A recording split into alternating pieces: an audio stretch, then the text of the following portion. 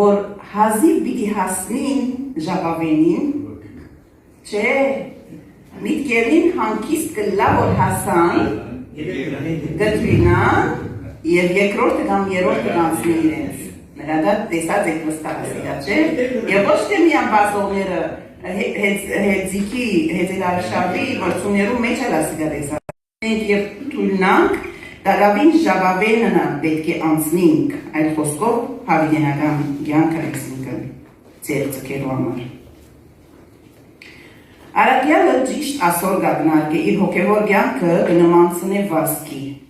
և այդ մրցումին նպատակագետին հասնելու համար այս կարևոր կետերը հիշել, որոնց մասին խոսեցանք։ Դակավին կխոսի անցյալը մոռնալու, չէ,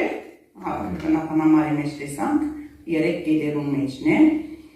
անցյալը մոռնալու և քալիքին նայելու մասին։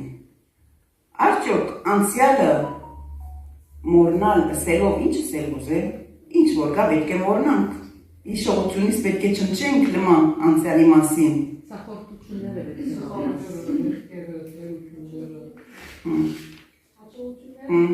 Այո, հաջողություններն ան,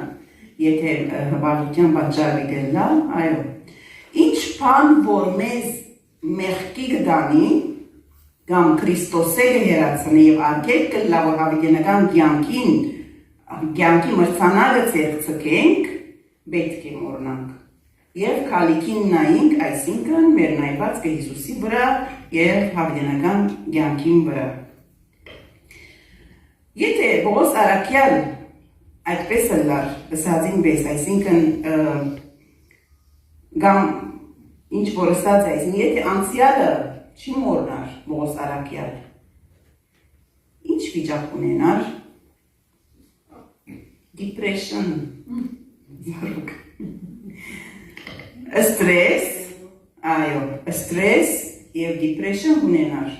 ինչու համար, որովհետև գիտենք ինչ հրացեր ինքը, քրիստոնյաները հալածած էր, այո, քրիստոնյաները հալածած էր և դակավին